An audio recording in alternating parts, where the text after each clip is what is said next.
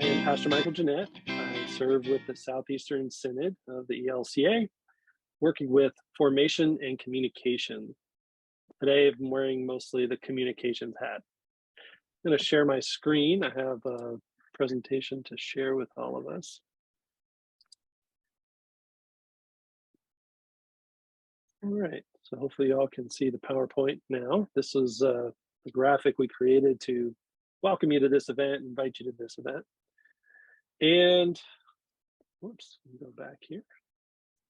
So just introduce myself real quick. Again, Pastor Michael Jeanette, picture of my family here at Rock of Ages in Stone Mountain, Georgia. I do have a background in computer science. I do have a bachelor's degree from Georgia Tech. My original path was, I thought about aerospace engineering, to go flying up to the moon, and then I realized maybe that wasn't it for me. So I thought maybe I'll build the stuff that they put on the rockets, and so I was going to be a computer engineer.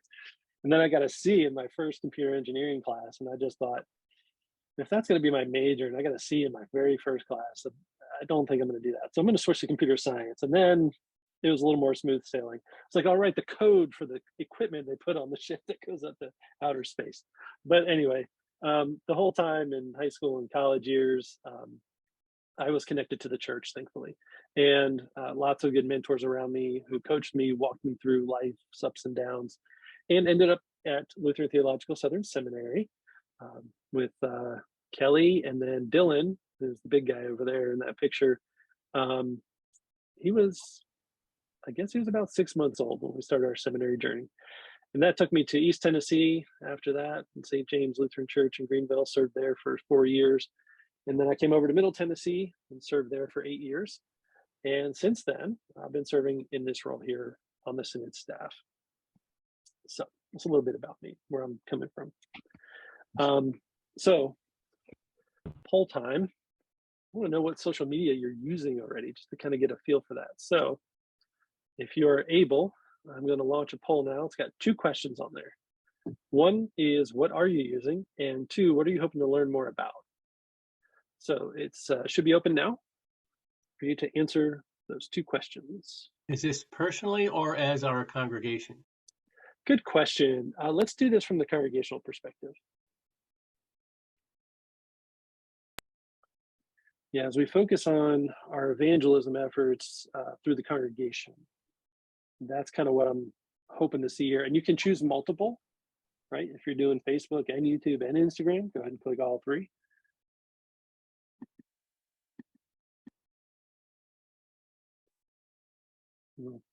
We'll probably be able to guess which are the higher ranged ones. And I also threw some in there just for fun.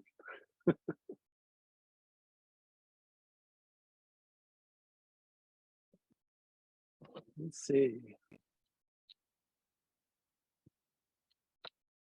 All right. I think most people have answered already. And I'll go ahead and close this out. And let's see, 12 and 15. Anybody else want to try? Here we go. We got 13. Anybody else? All right. We'll go ahead and close it, and then I'll share the results with you. So now you should be able to see the results of the poll on your screen. Really no surprise. Everybody who participated in this said they're on Facebook, which is pretty typical, which is great. Several are also on YouTube, and you might say, is that a social media account? Well, I mean, it kind of qualifies as that. So it's user content being uploaded and shared and messages shared. So yeah, we'll consider that social media. A couple on Instagram, a few, just 2 on Twitter, and yeah, I threw some in there for fun. TikTok, though, I was just curious to see if anybody was out there with that. I know the ELCA Young Adults group has a TikTok account. They have about 5 folks that provide content right now, and they're continuing to create more content. But yeah, I thought MySpace and Google Plus would be fun just to throw in there. But what do we want to learn more about? Looks like most people are kind of maybe Instagram, or just learn more about Facebook. But then YouTube, Twitter, and TikTok are all in there too. All right. So I'm going to just take a quick screenshot of this. This will come up again later in our conversation. This is just a good start to get me knowing where you are at. All right. Excellent. All right. So thank you for participating in that poll. And it's good to get to know where you're at right now. So the first thing I want to dive into is sort of making the case for social media usage, and why we're doing it. Obviously, our pandemic has forced us to go online, to gather online in different ways. And it's really no big surprise that we've all had to take some strides. It's no surprise that folks are on Facebook in this group here. Um, but first, what I want to do is kind of do some theological underpinning for why get so involved in social media. What's the purpose behind it? I know for some folks, they see it and they just think it's about popularity, or it's about trying to just make a name for yourself. Well, I think there's something to being present where the folks are, and we have some biblical mandates that actually point us to something like social media usage. So to start with, just wanted to lift up a couple of scripture verses. Matthew 28:19-20, Great Commission. Is really no surprise that we are called to go and make disciples of all nations, baptizing them in the name of the Father and of the Son and of the Holy Spirit, teaching them to obey everything that I've commanded you. Look, I myself will be with you every day until the end of this present age. I think that's a common English Bible translation, by the way, if you're not used to that version. But this is sort of one of the foundation pieces to evangelism. We're called to go and make disciples. And so we connect with people. That the word go there in Greek is sort of like as you're going, right? On the way, as you're going about and making disciples. So make disciples is really the one imperative here. And we use the tools we have around us to make that happen. So that's the first bit I wanted to share with you. Another scripture verse, John 1:38-39. This is another major form of evangelism, right? The come and see model. John 1:38, when Jesus turned and saw them following, he asked, what are you looking for? And they said, Rabbi, translated teacher, where are you staying? He replied, come and see. And then again, right after that, a couple of verses later, Philip found Nathanael and said to him, we have found the one Moses wrote about in the law and the prophets, Jesus, Joseph's son from Nazareth. Nathanael responded, can anything from Nazareth be good? And Philip said, come and see. If we're all in the room together, I'd make you say it out loud. But it gets a little crazy on Zoom trying to get everybody talking at the same time. But yeah, come and see, right? It's an important model for evangelism. So how are we going to point? What are we going to point people to? Right? If we're saying come and see online, like what are we pointing them to? There has to be something out there to point them to. Now, one last one, and this is a little.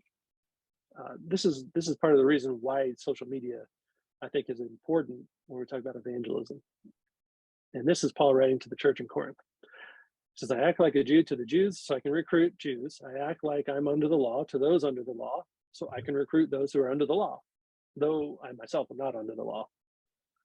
I act like I'm outside the law to those who are outside the law so I can recruit those outside the law, though I'm not outside the law of God, but rather under the law of Christ. I act weak to the weak so I can recruit the weak. I have become all things to all people so I could save some by all possible means. To me, this is another way of saying, how are we meeting people where they are? How can we come to them on their ground, in the places they're already navigating? How do we meet people where they are? And the additional underpinning to all of this is our theme about evangelism this year, and Synod Assembly theme of unmute yourself, right? Get your word out there, get your story out there. How do we do that these days? We do that through social media, much of which is free to use. So we continue this theme of unmuting ourselves and sharing our story, and thus evangelism through social media. People are looking for answers. And we're leaving digital footprints. And if we're not leaving digital footprints, some will fill that void. So how can we be present? How can we be the gospel? How can we be God's hands and feet in the world? And how can we tell people our stories? And then ultimately, how do we make the connections with people? Well, just recently, I had some plumbing work done at the house, and they had to cut out some of the drywall in the ceiling in my foyer to get to some of the plumbing. And so I've done this before, but I just to be reminded of what I'm supposed to do, I just Googled, patch drywall. And you can see all the different searches that come up, right? Ceiling, anchor hole, without a stud, screw hole. Like there's lots and lots of options out there, but we're searching for things, right? And especially nowadays, where the first thing I do is I pull out my phone, I pull up Google, and I start searching. People are always looking for answers to things. Somebody's going through a difficult time, they're going to do some searches to find out words of hope, to find out who they can connect to. People are Googling these things. People are looking, and the point of all this is that we might be able to meet folks where they are.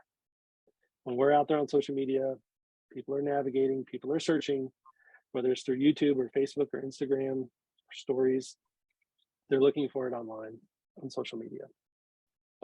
So I did some searches. Now this, if you happen to join us back in late 2020, we had Ryan Panzer with us, who did a presentation on sort of hybrid church ministry.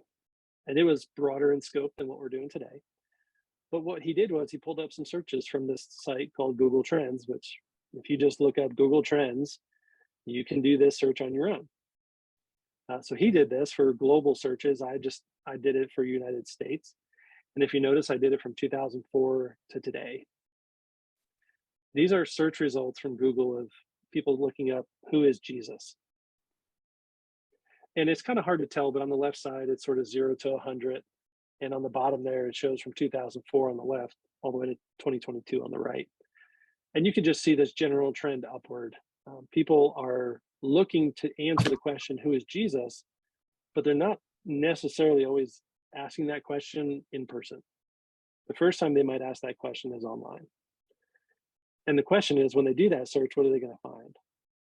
And how are we present? How are we sharing the gospel where people are searching? Did another search, this one on what is the Bible? Again, now this one I meant to do from 2004, but it's from 2020. But even from 2020 to today, you can see a rise as well. There's sort of a little bit of an inflection point in the beginning of 2022, but it generally has some peaks and valleys, but again, it's generally on the rise. People asking, what is the Bible? How to search, what's in the Bible? And so these are searches that are on the rise. Here's another interesting one to zero in on. This is just from the year 2020. And now if you can see my mouse here, there's an inflection point right here, which as you can see is March 2020, right? People are searching for the word prayer. Now, while over time that has sort of dwindled down so that it's about the same as it was at the beginning, from the beginning to the end of 2020, it's about the same. But you notice for a little while, some people were looking for prayers or prayer or how to pray right around the time that COVID peaked or COVID really started. Again, people are searching. People are looking for answers. Where are we in the midst of that as the church? How are we helping to answer questions about what is prayer, what is the Bible, who is Jesus? And part of the way we do that is through social media. Now, it's not the be all end all, right? We will ultimately want to make connections with persons face to face, but this is a way to start a conversation, is to be present where folks are looking. Now, interestingly enough, these next two pictures, hopefully they're not going to be depressing for us here, but people looking at the term church from 2004 to today, it has gone down. People are looking for answers online, but they may not necessarily be looking for the church, right? And I say that as in probably like the local church. So here we have a start of about 75% these ranks are kind of searches compared to other searches on the internet. But not to get caught in the weeds there, let's just note that from 2004 to today, it's gone down a little bit. It's gone down. You see, in 2020, it actually went down quite a lot here. But then to today, it's about 5 points lower. The thing is, people aren't really searching for church as much anymore, but they are looking for things like the Bible and Jesus, and they're Googling those questions. And I just wonder what they're getting in response. And then finally, are people looking for Lutheran? That number's going down, right? These are just this is just data from Google. It's just are people looking for Lutherans? Not necessarily, right? And so again, I think there's been a huge movement of late that people just sort of don't trust institutions as much, right? And that's young people, but it's also other people as well. And so maybe they're not looking for answers from a Lutheran, but they're looking for answers out there somewhere, and out there being just the internet. People are constantly searching for things. They may not be looking for Lutherans, but maybe we can be present, right? And maybe we could be the ones answering some of their questions by being present online. So the question for us is, how are we being present? How are we helping to answer some of the questions out there? So just to kind of sum that up a little bit, we know that folks are looking for answers. They're looking for something, and they're searching for them online a lot of times as individuals. They're not necessarily asking those questions in our church buildings as much. Now, ultimately, yes, we'd love to have them in the buildings, and we'd love to have those conversations, around worship, around Sunday school times, things like that. But their initial searches are not, let me go knock on the door of, Main Street Lutheran Church and asking, somebody there, who is Jesus? What is the Bible? And I wonder if some of us might even be afraid if they ask us those questions. But anyway, where are they going, right? Where are the folks going? So I want to share this quote here. Ryan Panzer, again, the gentleman who led our workshop back in 2020 on the hybrid church, he shares this quote of a professor in his book, Grace and Gigabytes. Faith in the offline world was about relationality and connection. It's really no different in the digital age. It's still about relationships. It's still about connecting, and it's still about starting conversations. St. Paul used letters to connect people. I use posts on Facebook to do the same. Creating connections across distances through text, I'll add through images, across wide geographic distances has always been part of our story. The way the text is created and read has changed, but connection is as important as ever. So we're looking for connections, right? So if you want to answer the why social media, why are we engaging in these conversations? It's because we want to make connections.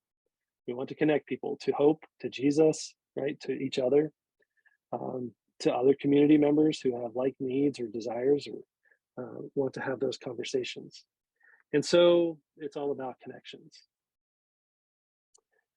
So now how do we go about this? Where do we start? A lot of you have already started, right? You're on Facebook, you're on YouTube already. And part of that was just forced on you by the pandemic. You wanted to have worship services online. You wanted to have messages online. I noticed that some congregations are kind of increasing their usage online. Some of them are continuing things that they started during COVID, like afternoon conversations in the garden, or sitting around the table and just popping up online and having a live session where they just turn on Facebook Live and they share a message, or they continue to answer questions about things like who is Jesus and where is God in the world these days. But we want to do a couple of things. This is getting into a little bit more of the practicality of social media. So I learned this rule called stop the scroll from a media person that I follow. He said, of all the noise out there, like of all the comments, of all the posts that go out on social media, you want people to stop on yours so you can engage with them and connect with them. So how do we do that?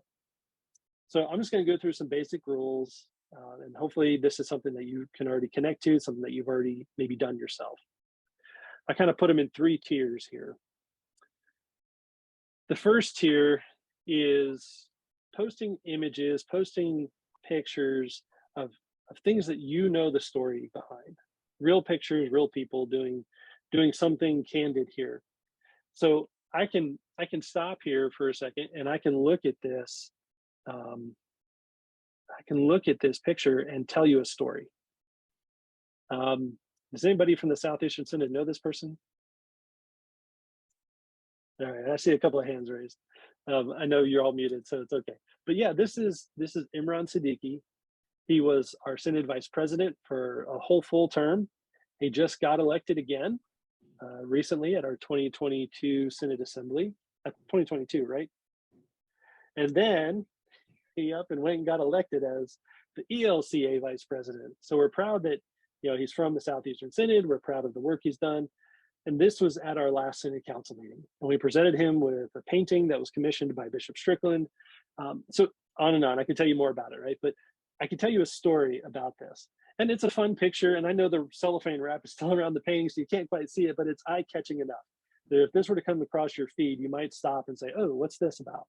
And then I'll add text to that post that tells about who this is, what's going on in this picture, and maybe what's going to be happening in the future with this person. So that's sort of the first, to me, that is one of the first things you want to do is nail down real pictures from real things that have happened. They're not going to be perfect. They're not going to necessarily be posed pictures, but there's going to be something where you know the story and you can make a connection to this person or these people that are in the picture.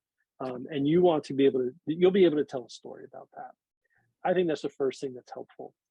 I think a second tier that would be helpful is if you were to maybe download a picture that is free to use, and it's not necessarily a picture of somebody you know, but maybe it's relevant to what you're wanting to do. Maybe you're going to have a campfire, at the church and do some s'mores or something like that.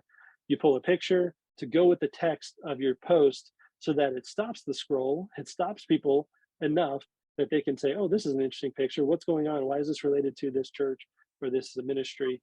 And then you read a little further and you start to get engaged again, ultimately to make a connection with someone.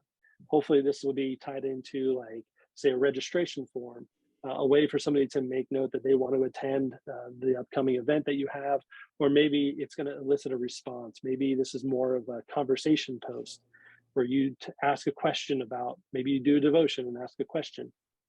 But again, the point here is you might not know these people sitting around this beautiful campfire and this really nice picture, a really nice bottle of wine there, but you don't know the story there, but you can kind of make one up and you can start to make connections there. To me, it's a little better to have that personal connection, like with the picture with Imran, but this is another picture that you could use as well. Again, you can Google pictures. I would get onto some sites that are royalty free. You don't want to use pictures that are, you don't want to download pictures that are proprietary or copyrighted. So you want to make sure you're following those rules. We're not going to get into all that in this workshop today, but we can help you with that. But there are some royalty-free websites. And if you know any of those and you want to put them in the chat right now, that's fine. And I'll stop in a few minutes and we'll share some of those details. The last thing you could do is if you have an ability to make a simple word picture, that's another way to stop the scroll, right? If you were just to type in s'mores and more campfire and event and in your social media feed on Facebook, that might not be as eye-catching. But if you're actually making it colorful, Facebook has that built in already where you can have like a fun background and type in some words. And if all you want to do is just raise awareness, it stops the scroll. It helps people see what's going on. Those are the 3 tiers I would use when talking about how to engage, how quickly folks might get engaged.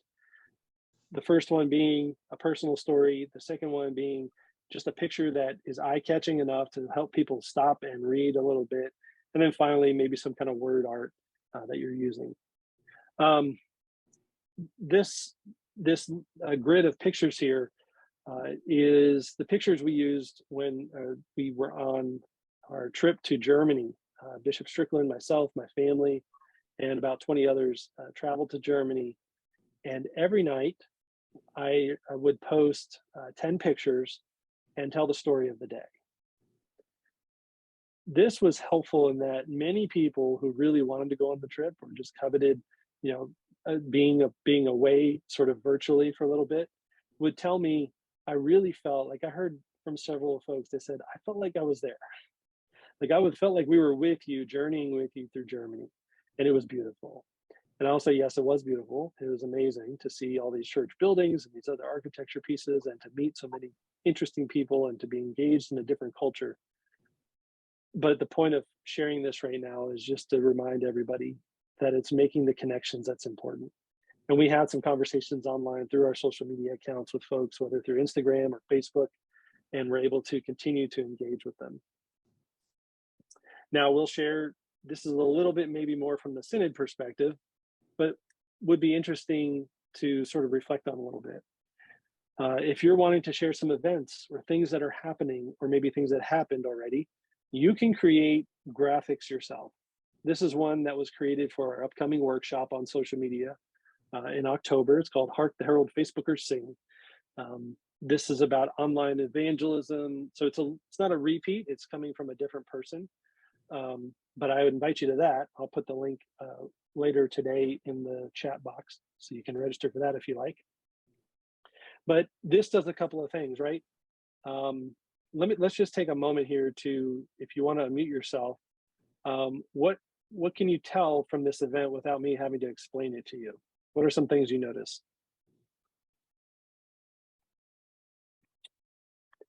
We can kind of take a breath and engage a little bit here. Who wants to speak up? You can unmute yourself and share. What's one thing you notice about this picture? I'm curious why it's the Herald Facebookers Sing instead of the Herald Facebookers Sing. So I would be interested to tune in to see what that is. That caught my eye. Who is Harold? Yeah, who's That's Harold? true. Yeah. I did not make this graphic, so maybe that was a typo. Caught my Maybe. eye. So Well, good catch. I noticed they're singing, so without They're even singing. yeah. Why are they doing Christmas in October? It looks Well, that's a good point, right? Like they're grabbing your attention. What we're going to be doing in this workshop is looking towards how we use social media around Advent and Christmas. So in October, we're preparing folks who sign up for this workshop for that peak time where people are really starting to search, right? They're searching for churches, they're searching for church activity, or they're searching for Bible and Jesus and whatever. How do we engage folks online? So this is going to be a training where we really engage folks around. A lot of our churches will have activities around these weeks leading up to Christmas. And so the other thing you notice, it's a Zoom event, right? You notice Eastern time. So it's got the basics of an event, and it's just catching your eye. And yes, Harold, maybe we'll find out who Harold is, the mystery Harold. But I think it's Hark the Herald Facebookers Sing. That's how I've been trying to advertise it. But I don't know, maybe there's another Harold we don't know about. Thank you, Elaine. So yeah, what's that about? That's interesting. So I will go one more picture, and I'm going to stop for just a moment. So this is something coming up. This is really more for our rostered ministers or those who preach, lay preachers across the Synod, really across the ELCA. This is open for anybody, and not even ELCA, it's all denominations, anybody who wants to come and do a little bit of study. And so this one, there's a couple of things a little bit different about this one. One, we stuck our logo on this one, so it's coming from us. We know you can sign up on the website. There is a person, right, tied to this. And so while we're not trying to do like a celebrity status here, but we want people to know that there's a professor by the name of, Reverend Dr. Samantha Gilmore, who's going to be leading this session on preparing preachers for the Sundays in Advent. And so we're doing that in October, right? We're looking ahead. This is how we do things as a Synod, and as a church, you're doing some of the same things as well. So things like this are very, after a little while, are pretty simple to do. And so this is one of those opportunities where you can take a little bit of time, and we're going to dive into Canva in just a little bit and tell you what that is. That's how we make these graphics. So it's how I make all of my graphics for the Synod. So let me just pause for a second, because we had a couple of folks talk about Canva. Somebody said our church subscribes to Canva, which is really nice for creating eye-catching graphics from well-designed templates without having to worry about licensing thereof. Very good. This is true.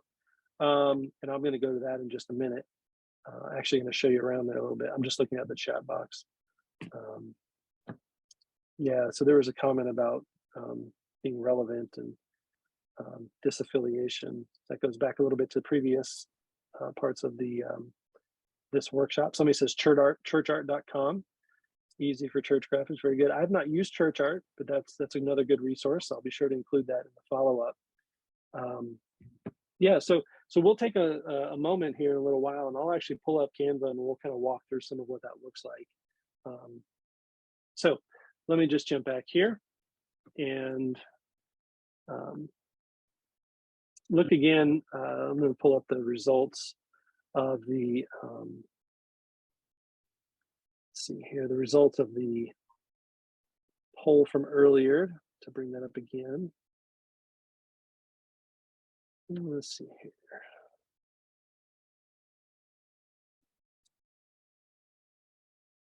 All right, so there was 2 here. So this was one of them. Sorry, that's so small. Let me zoom in a little bit. So again, y'all were on Facebook, many on YouTube, a few on Instagram, and 2 on Twitter. Just again, wanted to highlight, where are we sharing things? So I'm going to pull that back and then look at one more again. And some of y'all, this is what you wanted to learn more about.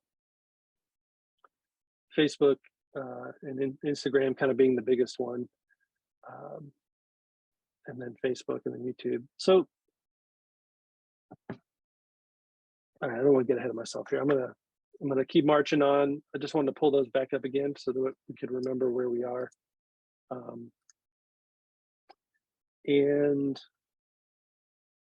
So these are the places where we typically share stuff. Oopsie. These are the places where we share stuff, right? Facebook, Instagram, YouTube, Twitter. Nobody here is on TikTok right now, but you want to learn a little bit about it. I'll have a reference for you for TikTok for later. I don't have a lot myself on it, but I will share some resources that we can look into. All right, so just kind of summing up where we are so far. We want to be where the people are. We want to connect with folks, even if it's on just one of those social media platforms. I don't want you to be overwhelmed to think you got to do them all. In fact, I would not recommend doing them all. I would recommend continuing doing the thing you're doing if it's working. If it's not, we can talk about why that's not working. But stretching yourself too thin and messaging across a lot of platforms can be difficult. It may prove just counterintuitive. So I would recommend right now that you stick with what works. If you're wanting to add another social media account, that's fine. I would plan on slowly integrating yourself into other platforms, but just have a couple of tips and tricks for that. So in summation so far, again, we're doing this because we want to connect with folks, and we're going to use some graphics in our social media accounts out there to get people's attention so that we can create connections. And then the question is, when are we going to do this, right? So really building out a content calendar can be very helpful. That might be a spreadsheet, it might be a Word document, just something that reminds you of what to post and when to post it. So here's some examples of times that you might want to key in on when to post on social media accounts. Now, again, you want to kind of do something at least once a week outside of, if you're still streaming your services, great, keep it up.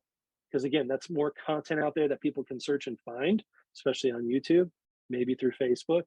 But you also want to have certain things that you pick up on, like around either special events or holy days, or seasons. I didn't put that in there, but like seasonal things. The season of Advent is coming up, right? Harold is going to come with Facebook singers, and we're going to tap into the energy and the culture's influence on that time leading up to Christmas.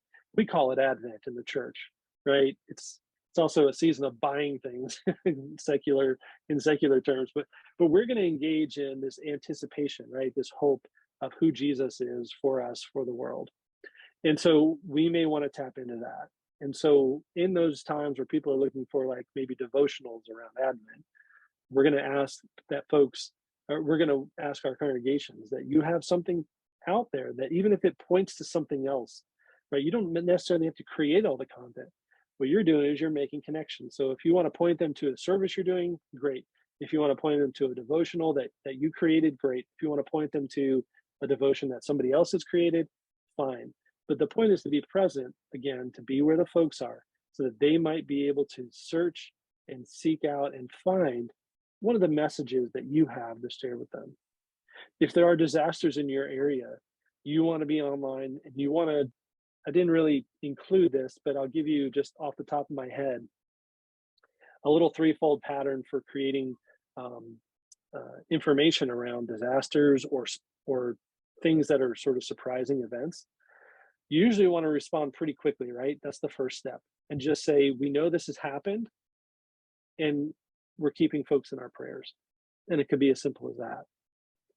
The second step might be after you've done some research and you put some energy into it, you can maybe start to give folks a way to respond to a disaster or a significant event in your area. So you first right away say, we know this has happened. We're not sure what we're going to do with it yet, but we're going to keep folks in our prayers. The second step might be to put a post out that says, here's what we know, and here's how to help. And typically that means giving money in case of a disaster. And the third step might be more of a long-term solution, right? That you don't post that until maybe 2 weeks after the original event. That's just a little side note about how to stay in touch and how to be relevant in the midst of maybe a disaster in the area or something significant that has happened around, either in the church or around the church. Anyway, that's just a little side note. But what else? What other things, and this is where we can kind of talk for a minute. What other things have you posted about recently? Are there certain calendar events, special events that you shared or you're wanting to share? So I'm going to stop sharing here for a moment and just invite you to share for about 5 minutes. What are some things that have been important for you all recently that you've shared with your community?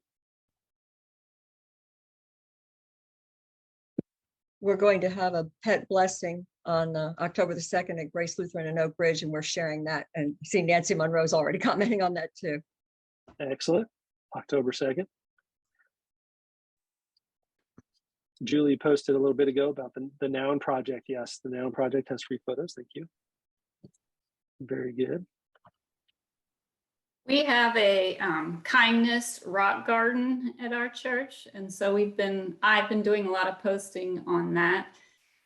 We're near KSU, and so we hope that that's a good way to reach them. So that's what I've been testing out Instagram with that rock garden rather than just our church, because I'm afraid to start one with our church. So I'm practicing with the rock garden.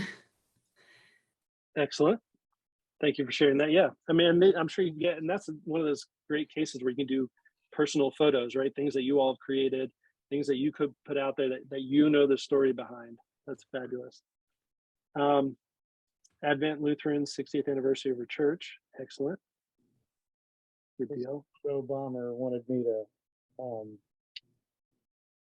basically we recently posted about the Salzburger Heritage Day over Labor Day weekend. A lot of went up as a result of that. Pet blessing is something we still have to put something up about. That'll be October 1st. Actually, we're going to do that on the Saturday. That'll be for Jerusalem. And so we've got that going on. I'm on TikTok, but I haven't done a video yet. And one of the first things I want to do is something that was suggested in one of the help groups was a walk-up video for, okay, you're a stranger, you pull up in the parking lot, answer some of the immortal questions like, which door do I go in? Things like that. Mm-hmm. So I'll point to, because I know it and I've seen it, when COVID was striking and worship was, or I should say COVID was starting to let a little bit and the church was reopening, it looked different. And so I know the folks from Advent Lutheran did a video on what does it actually look like So that's exactly right. The walk-up video. What does this look like to come into church now and have communion when we're worried about sharing germs, spreading germs? How do we do that? And so to have a video on Facebook readily available for folks, I know y'all did that. So kudos to Advent for doing that. But yeah, don't be afraid to just get out there and do it. To just stick that camera in your face and that phone back in your face and just start to walk people through what something can look like. That's a great idea. That's a great idea. Yeah, so we it's great to have those personal photos. Great to have those things that people can connect to. And again, the point is we're wanting to engage with folks. Engagement happens in all different kinds of ways. It can happen through a post that you created that simply has a prayer on it. It can happen through inviting people to actual conversation online, which do at your own peril, maybe. But you can start to engage folks right that way. You can post justice-related comments that you want to share. There's all different kinds of things you can do to help connect people. Maybe you're inviting them to an event, right? Maybe you're inviting them to a celebration. I recently visited Zion Lutheran Church in Guyton, Georgia, and they had their 150th anniversary celebration. So they had a lot of posts leading up to that event, did the event itself, and they shared a bunch of photos from it. Great opportunity to engage with folks. Michael, Yes, Larry, go ahead. I have a question. I'm really ignorant when it comes to social media stuff. I get on Facebook occasionally, but not much.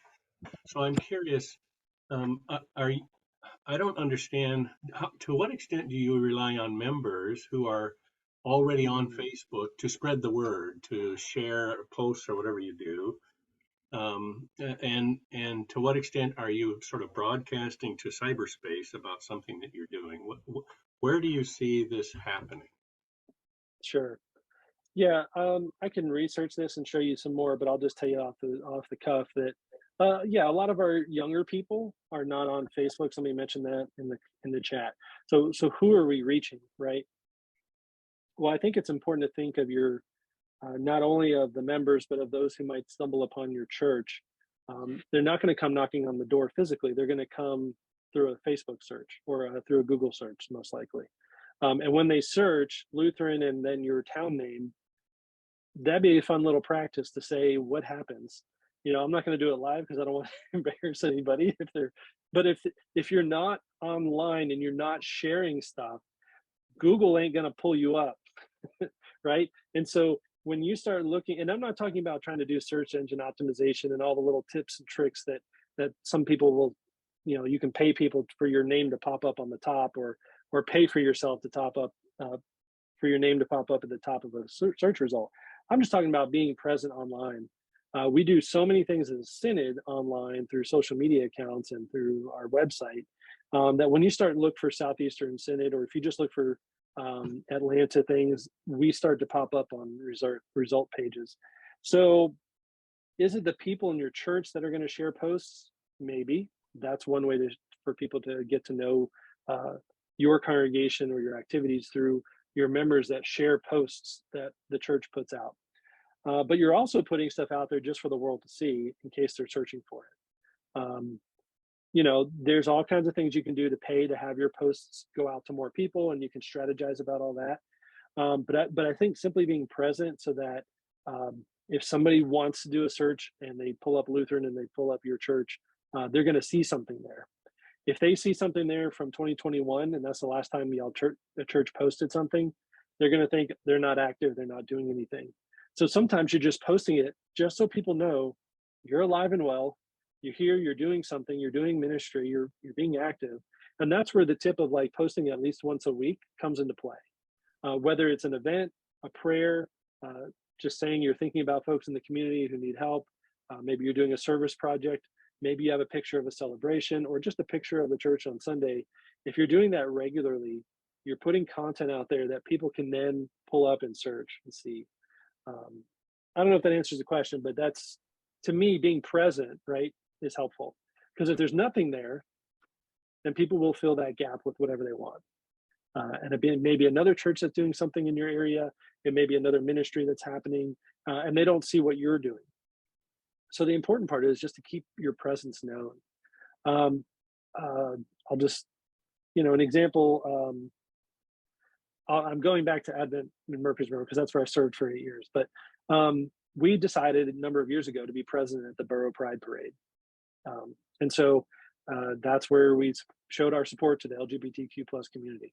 And I saw pictures that they're there again this year. And that's something that we did back then because we wanted the community to know that we support those who are part of the LGBTQ plus community. And it's just about being present and sharing with the folks, here's who we are, here's where we stand, we want to be in the community. And so did we encounter a lot of members at the actual in-person event? Other than those who were in the booth with us, we didn't see a lot of our members out there necessarily, but the community saw us, right? People tapped in and they saw this is a church that welcomes all kinds of people, and or at least claims to, and we try to live into that all the time. And we were giving out water, little packets of drink mixes and fans and things like that. And the point was we were present. And so that ministry of presence is really important. So there's all kinds of evangelism, the theology behind that, of just simply being present sometimes.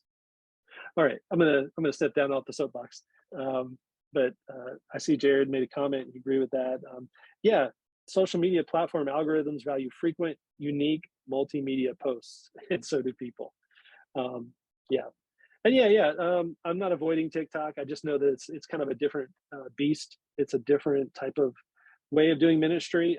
I'm consuming it. I'm seeing answers out there. I don't do a whole lot of searches. I just kind of scroll, and then 2 hours later, I'm still scrolling. So be careful of that because you'll get sucked in to all kinds of content. Anyway, yeah, we'll talk about TikTok again in just a minute. Can you create a church account on all of these platforms, or are we talking about individuals? Sure. Yeah. At least so now I know that more of our younger people are on Instagram and TikTok as well, but our young people we have a Synod account for our generals for the whole Synod. Then we also have a youth and young adult account, right? And those who are on our youth and young adult account, those who are on our main Synod account, they tend a little bit younger than those who are on our Facebook account, right? So if you were to do a graph with a little, line, a little curved line of like, where's the average age range, it shifts to the younger age on our Instagram account and slightly older than that on our Facebook account. I'd say there's a gap of probably about 15 to 20 years there. So those who average 55 or so are mostly our Facebook people, and those who are in their 35 and younger are our Instagram people as well. So you can have a church account on all those. In fact, the way Facebook works, you need to have an individual account to be an admin for a page, they call it, a Facebook page. So when you have the Facebook page, you got a lot of cool tools that go with it. Like you can schedule posts to go out like as far out as you want to set a post. So if you sit down and you create 10 different posts that are appropriate for the next 10 weeks, you can post them all now and schedule them to go out, once per week. You just put it on the calendar. I'll just show you a little bit here behind the curtain. Here's our Facebook page. This is what it looks like when you manage a Facebook page. I actually in our this is just our main page out here. So here's that picture of Imran again, him being elected vice president. I created that graphic earlier and posted it. We have a shared post here from our Conjunto ministry. But what I wanted to show you under publishing tools here, these are all the posts that we've created. You can actually pull up the planner here. And you can see, I don't have a lot scheduled right now, but I do have some. So like we're doing a special giving focus on a ministry called Gathered by Grace, and it's just a calendar. So you can see there's not a lot right now, but those are some things that we've got posted, scheduled to go out. When I've done larger programs, larger social media initiatives, we've had stuff scheduled. In some cases, we do something every day. Sometimes we do once a month. Sometimes we're more oriented around certain events. so that's, back to this idea of like, where are we engaging? What are we going to do? What types of posts will engage folks? I think all the above works. Going back again to this once a week idea, you want to have some kind of content, something that's unique every week beyond your worship service if you're putting that online already. And then another tip is you want to put your worship times and website into your bio section in your social media account. Sometimes you can actually, sorry about that. Sometimes you can actually, if you're creating graphics, you can put that in the graphic on your header. For example, that picture I had of Imran, we could, put our website up there, or in the bio. Let me just jump back to that for a minute, actually. So if you come back to our account, so this is, again, is the social media account for the Synod. You can, this graphic that people come across when they first see your Facebook page, you can put your worship times up here. You can put, you're going to want your website somewhere as well here. Of course, I'm logged in, so I'm seeing the administrative side of it. But when people see other things about you, like in your bio and such, you can put your info there. I'll show you real quick on our Instagram account. There's something called the bio line, and it's right here. So we actually put wording about who we are, and you could do the same thing for your church. ABC Lutheran Church, where you're located, maybe your vision statement. It's important to let people know who you are. And then in this case, you could put your website, but we do this thing called a link tree, which is important for like Instagram, because in Instagram, you can't put links in your posts. So for example, this is down here, this is Bishop visited Salem Lutheran in Perrysville, Tennessee to celebrate their 175th anniversary. So we're telling the world about that. But you can't put a link in there. So where might you put a link? Well, you can put something in what we call a link tree, which is basically a little website of links. And this is really cool too. So if you have a lot of stuff going on, you can create a link tree yourself. There's a cost to this. Linktree, linktr.ee. I'll put that in the comment in the chat real quick. There we go. All right, so yeah, so this has some things that are relevant to those in the Synod. So Bishop Strickland did a video on generosity that pulls that up. September 2022, we have a giving focus to this ministry called Gathered by Grace. Takes you to our webpage where you can see videos and do all kinds of stuff. There's a calendar for the Synod. We've done weekly sermons for a bit. We kind of stopped that now. Go check out our e-news archive, Giving Today. So this is pretty helpful if you're in a situation where you want to have more information, more links for things, but you're doing it like say through Instagram. I always point people to our link tree. So I'm going to stop there. Let's kind of get into the weeds a little bit and go back to this question we got here from Jared. Let me go back to the presentation real quick. All right, so Jared says, question not necessarily about evangelism, but internal communications with members. We have a sprawling weekly email newsletter or e-news, and it's so long and often stale that I'm convinced no one regularly reads it. Thoughts on balancing internal versus external communications on social media and how to balance signal versus noise in the fight for attention of busy people. So yeah, good question. Let me stop sharing for a second. So I think it's important to have that conversation about, is this really about internal communications? Is social media use about external communications? It's a both and, right? How much information are you putting out there? I come at it from a little different angle as the Synod coordinators for communications, because we do end up pointing people a lot of the things we're doing, which to me points them to ministry that's happening. I think one would need to figure out how are you doing communications internally. I see Rick posted about, we do a text message chain for our monthly newsletter. Somebody says less is more. Honest, yeah, Rick, Pastor Rick, yeah. Anything you want to say about that? Yeah, if it's you've got a weekly email newsletter. Jared, I'm guessing you've got a lot of information to pass along, probably on a whole variety of different subjects. I can hear my secretary now breaking that up into smaller chunks and spreading those out over time. Yeah, we've talked a lot about the need to focus on just what's new and resurface things as necessary, but to not send everything out every time, I think would be a good start for it. Yeah, it is tricky. I would consider looking at the statistics too, because chances are the tool you're using does have statistics on how often are people opening those and how often are they clicking on it. I know this is, again, a little bit in the weeds, but you know, I look at that at our Synod e-news and we still, it's pretty big. We do it twice a month. It has a lot of information in it. And as of now, about 45% of the people open it, which is, I think industry averages are somewhere around 30% of mass emails get opened. And they're looking at how many people are clicking on these things. How many people are clicking to read more about something, more about a story? Are they registering for an event? So it'd be interesting to look at the statistics to give some real data to back that up.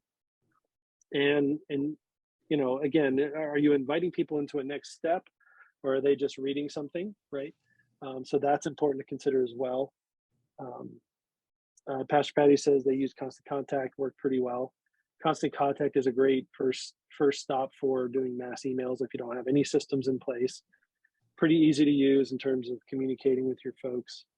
And we have, okay, so somebody says we're kind of pointing to the website for standard stuff and using the weekly email for current or new information. That's a good strategy as well. There's not really a one size fits all, but I do like that. You know, our Synod emails are a little different in nature because that is really kind of an internal audience. We want people from our Synod to know what's happening. However, if somebody needs to read something, it's out there. It's now on our website. We try to link to that sometimes through our social media sites. We try to point people back to the e-news archive. And again, one thing leads to another, and people can stumble upon something that we've already been looking at in terms of our ministry. Yeah, so in fact, sorry to interrupt. I do think it's telling that we've been talking for an hour about, you know, social media in the modern age and how to share information. And it's only in the last 5 minutes that we've said the words email or website. All right. I think the email newsletter is becoming quickly deprecated. I think the website as a means for being a primary information source is becoming deprecated. I think people by default now go to the platforms. And it's very interesting that just how that has changed over time. Yeah, absolutely. We're kind of moving into what people call Web 3.0.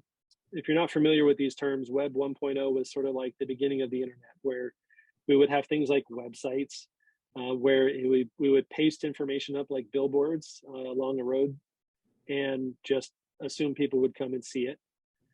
And then we kind of moved into Web 2.0, which is sort of more interactive, right? Two-way communication where you're doing posting and getting responses and you're having conversations online.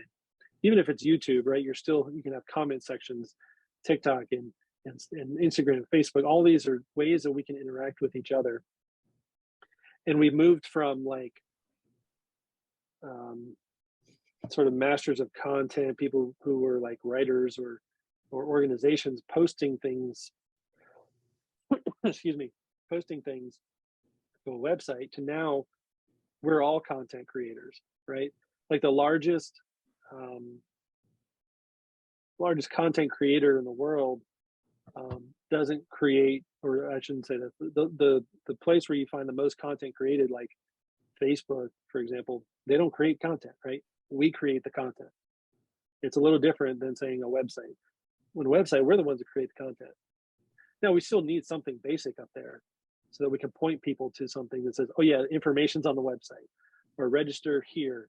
So we need those places that are somewhat stationary to point people to. Excuse me, but we also have an opportunity now with this Web 3.0 is a little beyond my understanding yet still, but it's almost like, artificially things are being created too. And that's a whole nother realm, but yeah, so we'll be selling cryptographically verifiable indulgences as NFTs. Yes, we could do indulgences via the internet. Way to go, Jared. Yeah, right. There's all kinds of funky stuff we could be doing, but that's a good one. Yeah. So how are we making connections? And yeah, website and emails are kind of now, as they are still important for communication, but for that, we're looking also for the instant connection, right? There's a lot of noise that we're talking about. There's a lot of noise out there. The suggestion was, how do we stop the scroll, right? So that's those different tiers of how do you communicate with folks. The other thing that's helpful too, and somebody mentioned this earlier, was Pastor Rick talking about the walkthrough thing. I think creating videos are important these days, right? We're such a video-driven community world that it's important to start to put some of what we want to say and do out there in the world. And it's not as hard as you think it is to create a decent video. Let me point to something we created recently. That's just an example. So recently, we've been working on some stewardship efforts as a synod. And so we created this video. You might not be able to hear it. Let me pause that. I'm going to share the computer sound. Okay. Let's start it over. Greetings, church. My name is Kevin Strickland, and I serve as the Bishop of the Southeastern Synod of the ELCA. I'd like to tell you a story. When I was a young child growing up at Mount Tabor Lutheran Church in West Columbia. I know you're waiting to hear the rest of this story. I'll let you go find it on our YouTube account. Video is a link of how you can personally give, or you can encourage your congregations to give.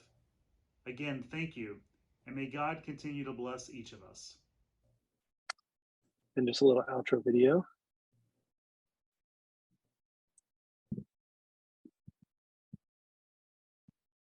So I lifted this up for a couple of reasons. You've heard me say the word Canva a couple times, and want to share that with you in just a moment. I created this image on Canva. I happen to use a MacBook, so I opened up iMovie on my computer. On my Windows computer, I would open up a program called OpenShot. It's free. And it's not the best in the world, but it's free, right? So you create a graphic. You insert a video that you've taken. You don't have to do this bottom thing it's called a lower third, but it's kind of neat, kind of classy to put the name of the person who's speaking and maybe a position they hold. And then at the end, it doesn't have to be fancy like this, but it could be your logo. It could be your social media handles, right? So people know other ways to connect with you. It's very simple to do this. It's basically 3 pieces, right? So what I want to take you to is Canva. So I'm going to pop that up real quick and just give you a quick 2-minute intro to Canva. And again, there's another one, I think it was called churchart.com. And thank you for sharing that, Elaine. So here's an introduction. It looks a little chaotic right now, but this is something called Canva. It's free to get the pro version for nonprofits. All right, so I'm going to put this in the chat real quick if you're not familiar with this. Where's my chat window? There we go. So I would highly recommend even the free account if you don't want to bother with the pro account. Pro account does give you a lot of cool options, but if you were wanting to simply create a Facebook post about an event coming up, you can click create a design, and it gives you lots of preset size on your graphics. So if you want to post on your Instagram story, which we haven't really talked about much or at all, but Instagram story is another way to get attention. You can do an Instagram post, which is typically a square, though it doesn't have to be a square. Or you can post a Facebook post, But what I did to create that graphic for the video was I came over to a YouTube thumbnail, which gives me basically the size I need to create a picture. Now it's got all these really cool like things that are already in place. Now remember what I said before, you want something that's maybe a little more personal, a little more something that you want to create. So this pre-done thing is actually many different elements in here that are pre-done for you. Maybe you want to share a different word here. Maybe this would be cool for like Advent, right? And all of a sudden it's got that blue connection there for you to the season of Advent. And you might not have a music mix, you might have a devotional. And then you just simply download that. Maybe you throw your church graphic on there. In Canva, you're able to add your own logos. So we happen to have our logo in black and white. And this is a cool thing. Watch this, ready? I'm going to take this picture and edit it. I'm going to, with the pro version, I'm going to remove the background so that it's just a white graphic. And it'll just take another second. And removing the background for me. Could have this done already, but I didn't have this done already. So now I got this cool white graphic. I'm just going to stick it in the corner, and it's just our logo there, Advent devotional, and we're done. And it took that. That's all it took to create a cool download for maybe we're doing a video Advent devotional, and I created this graphic. I stick that on the front end of every devotional. Maybe we're doing 4 for the 4 weeks of Advent. And you got a cool introduction. You got a really nice, crisp way to introduce people to the devotion. And it's got your logo on there. And maybe you have another word or two about the theme. Things like this are very simple to create here. As you can see, here you can see the social media graphic I used to create the event for this, the cover for this event today. So yeah, lots of other tools you can use in there, but the templates are pretty neat. If it's more than you want and you want to just kind of start from scratch, you can just, let me just do another page here. You can just simply make the background whatever color you want, and then you can add in some text. If I can spell. And you can highlight it and you can change the colors. Now we're doing stuff that's like as simple as like, you know, Microsoft Word or something, right? You have text here, and maybe you want to insert a nice graphic. Again, having something that's connected to you is more helpful. Here's the graphic I used on the video with the bishop about generosity. You can see coins here. And then you might put a couple more words, and then you download it. So share, download, and now you can download the image. So I wanted to take you through that really quick just to show you, once you're used to a program like this, which is free, has a free level, but it's also free if you enter your nonprofit status into Canva. It's very helpful in creating some of those eye-catching tools or eye-catching things to stop people from scrolling and scrolling and scrolling, and have them get a little bit more interested in what you're up to. Again, this can be done, and you can post these on Instagram. You could post these on Facebook. You can do your YouTube stuff, and you can point people from your other media accounts to YouTube, and you're catching people's attention. Yes, Elaine. Unmute yourself, right?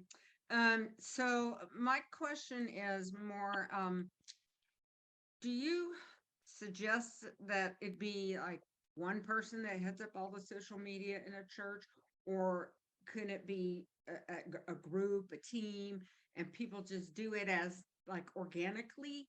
You know what I'm saying? Like, it would be great to be able to sit down and have a schedule to do this, but I mean, I don't know that anybody in my church has a lot of time. So I like if we just, each of us did something individually, or would you recommend that we have one person that oversee the whole thing? Let's just say this. I'll go from this angle. That what you don't want to do is have multiple people posting like in the same day, for example. You kind of want your post to get out there as much as possible. And so when you have multiple posts in the same day, it kind of confuses the algorithms and it doesn't really share your posts as much. So I would, if you can coordinate with those folks well enough that you're not all posting on the same day, that's fine. if you say, I'm going to take the first week, I'm going to take the second week, I'm going to take the third week of the month, and you kind of maybe approach it that way, that's fine. And the thing is, you can use a tool like, you could just have simply a Google Doc that multiple people have access to. I know that might scare some people, they might not like the technology, but anything that you can do to share how you're posting things, whether you email or forward back and forth to each other, or you put something like Google Docs and you all are looking at the same page, then you can coordinate amongst yourselves who's posting when. So the only thing you want to do is avoid posting multiple times on the same day, unless there's like a special event happening, like Synod Assembly, we're posting constantly pretty much. But like when there's just an event coming up, you don't want to put like, and I'm guilty of this, like I put several things in there. I put several things in there that are like, sometimes I'll create like 2 or 3 events, and like Facebook puts them all out there, like boom, boom, boom. It's like, well, that's not helpful in terms of sharing. However, after a couple of days, if people come to our website, our Facebook page, and they click on events, they see the events coming up. I would say the same for your churches. The thing is, it's not as hard to create some of that calendar content, that the content calendar. If you're kind of sit down and take about an hour, you can really get a lot done and say, here's the next 6 weeks. Here's what we're going to post, and then say, okay, you're going to do this one on this date, I'll do this one on this date, and then so that you can get to sharing that again. It's just how much do you coordinate amongst yourselves is really the key question. Let's see. Levon says, I can see this being used as a way for members sharing their faith stories, maybe on the model of public radio story sharing. Absolutely. Again, I would just coordinate that with your folks. Maybe you do a mini series of 4 stories in the month of October, and you have one person, go back to unmute yourself, right? Part of our evangelism efforts. We did some of that where we have people share their story. I would say what people find helpful is if you give them some parameters, right? And you do a little write-up that says, I'm, each person that is going to share their story, you have 3 to 5 minutes. Turn it into this place or this email address. Or if you just want them to share directly, that's where you have to use your own judgment and say, are we just going to put this out there? No questions asked, like no editing? Or are we going to put a nice picture on the front end? Like I showed you, I use iMovie because I have a MacBook now, where I just insert a picture and then the video and then a closing picture that shows our social media handles. Because it's nice in a video then to kind of have a way for people to reach out again to you, or just to see that you're out there somewhere else on social media, or maybe just your website. If you don't have social media accounts a lot, maybe you just put your website up there again. It's a good question. Anybody have any other questions or thoughts? I'm pretty much done with my content. I have a couple other slides, but we're at 4:20 now, Eastern time. We have about 10 minutes left. I know I didn't get into the bones of all Facebook and Instagram stuff, but somebody mentioned Instagram Reels or videos. That's another way to increase some traffic. Let me just pull that up real quick and show you what I'm talking about. We also have something called Instagram Stories, which is a reel is kind of like a story, but a video. It kind of looks like TikTok. It kind of looks like Facebook story videos. All the same thing. But let's see if I can show you. So I'm on the computer, so it's a little weird. It's really meant to be viewed on the phone and stuff. But let me come to our Synod profile.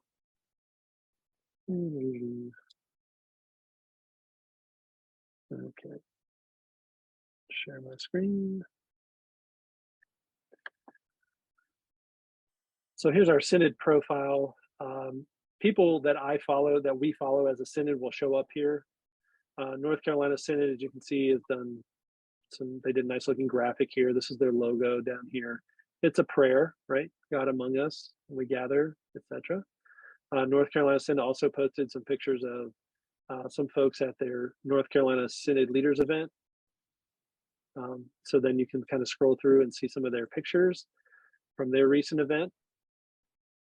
Okay, again, sharing stories. They posted these also on their story here, which you can see basically they just posted their graphic and they shared it to their story. There's somebody who went to a UT football game, one of our young adults. So you can kind of scroll through. It's just when you're on the phone, these are more kind of video looking things. So they're pictures that look like videos in this case, but sometimes they're actual just videos. As you saw here, this is a picture, but then you come back to this other person over here, and this was at a Vols football game, right? So you can have a video, or this is actually from ESPN College Game Day. He just shared it to his account. So all kinds of interesting things you can do with social media. I would keep it simple, right?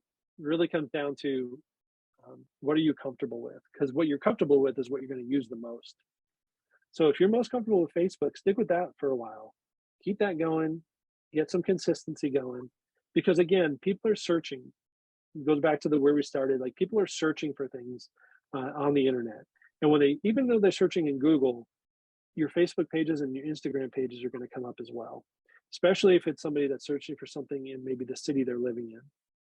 Somebody wants to know if there's a vigil after, important community member has passed away, or there's some tragic incident. Are you sharing some of that? Maybe it's not what you're doing, but maybe it's that we're going to be present, at the vigil for fill in the blank. There's all kinds of ways this could be applied. And, all of this is evangelism. All of this is helping people to connect with God. All of this is helping people connect with the faith community. All of this is helping people to understand that there's grace and love and hope for them. And we do that by connecting to people, and we do that by connecting through social media. So hopefully that's what this is kind of making the case for social media again. I mean, I know we kind of do it by default, but I want you to know that this is important, and that people can learn, people can grow in their faith by connecting to you through social media.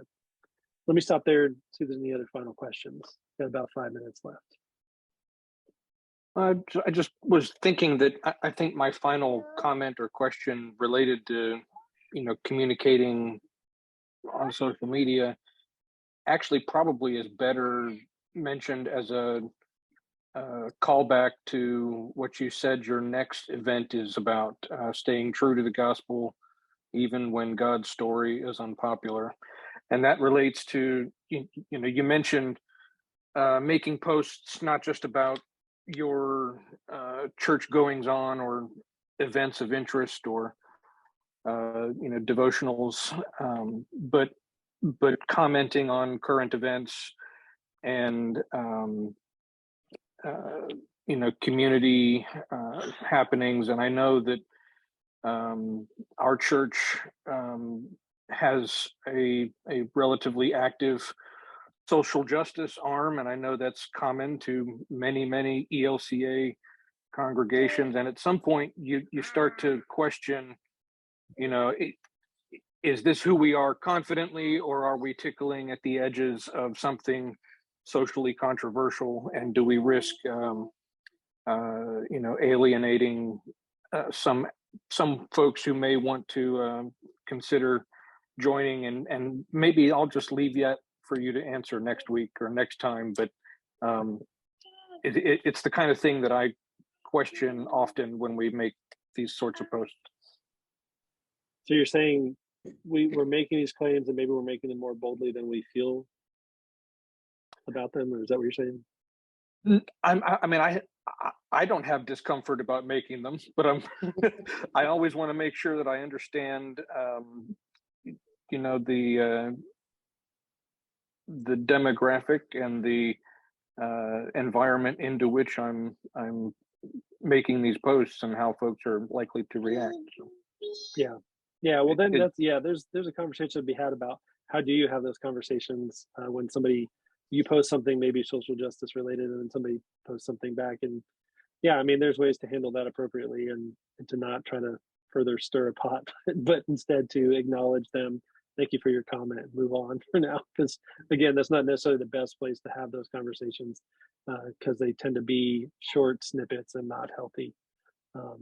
there are ways to answer that. Mukesh, am I saying that right? You have your hand raised. Yes. Yeah, Thank go you ahead. so much. Yeah. I'm hoping I'm not speaking out of turn here. I know you talked about the different platforms that we are talking about evangelism, but do you have any word of wisdom to enrich worship experience with Facebook Live? How do we do that and enriching that to those who we will see it, or many have said, try not to use it viewing instead of worshiping with us, because there's already a connection there. So how do we keep that going? Yeah. So how to keep people like engaged in online worship? Yeah. There's the things that come to mind briefly. You can invite folks into, if they're willing to make a public, prayer request known, they can enter that into the comments. That's where you want to have somebody kind of running the tech, where somebody's running the video and audio, making sure that's running. But at the same time, another individual who is also an admin on that page that could be responding or encouraging people to